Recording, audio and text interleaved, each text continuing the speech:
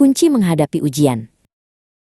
Pagi itu, halaman SMP Sinar Mulia terasa mendung, bukan karena cuaca, tapi karena wajah Nana. Ia duduk di bangku taman, memegang lembar ujian matematika dengan nilai yang tidak ia harapkan. Nina menghampirinya dengan senyum tipis. "Kenapa, Na? Gagal lagi ya remedi bab limit?" tanya Nina lembut. Nana hanya menghela napas. "Sudah belajar mati-matian, Nin? Rasanya kok percuma saja," keluhnya, sedikit frustrasi. "Sabar, Na.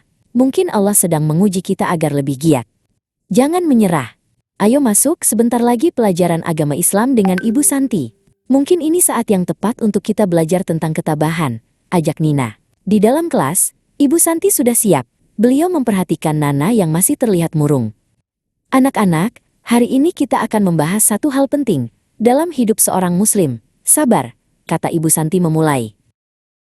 Sabar itu bukan hanya menahan amarah, tapi juga kunci untuk menghadapi ujian hidup. Allah SWT berfirman dalam surah Al-Baqarah, ayat 155 dan 156. "Nono, tolong bacakan ayatnya," pinta Ibu Santi. Nono berdiri tegak, membetulkan songkoknya, lalu mulai melantunkan ayat suci dengan merdu. Suasana kelas hening. Setelah Nono selesai, Ibu Santi melanjutkan. Terjemahannya. "Dan sungguh akan kami berikan cobaan kepadamu, dengan sedikit ketakutan, kelaparan, kekurangan harta, jiwa, dan buah-buahan. Dan berikanlah berita gembira kepada orang-orang yang sabar. Yaitu orang-orang yang apabila ditimpa musibah, mereka mengucapkan, 'Innalillahi wa inna ilaihi raji'un.' Sesungguhnya kami milik Allah, dan hanya kepadanya-lah kami kembali." Ayat ini mengajarkan kita bahwa ujian adalah kepastian, termasuk kegagalan dalam ujian matematika. "Nana," Ibu Santi tersenyum kecil.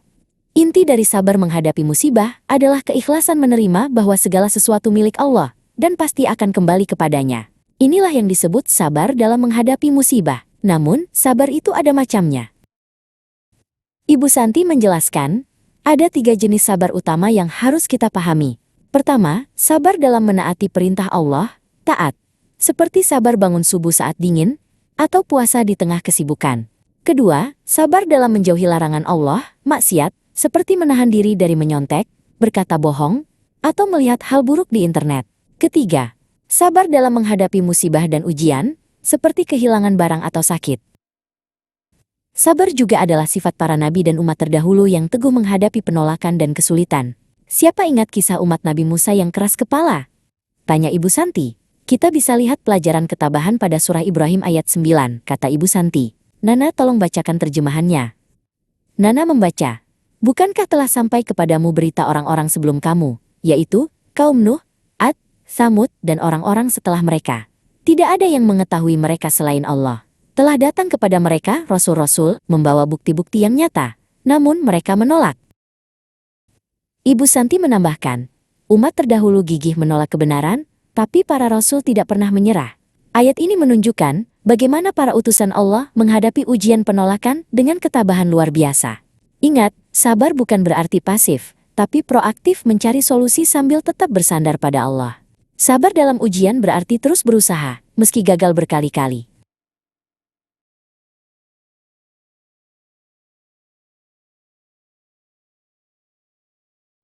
Rasulullah SAW bersabda, betapa menakjubkan urusan seorang mukmin, seluruh urusannya adalah kebaikan. Jika ia mendapatkan kesenangan, ia bersyukur, maka itu baik baginya. Jika ia tertimpa kesusahan, ia bersabar, maka itu baik baginya. Hari Muslim, kata Ibu Santi. Manfaat sabar banyak sekali, di antaranya mendatangkan ketenangan hati, dihapuskannya dosa, dan ganjaran pahala yang tak terhingga di sisi Allah.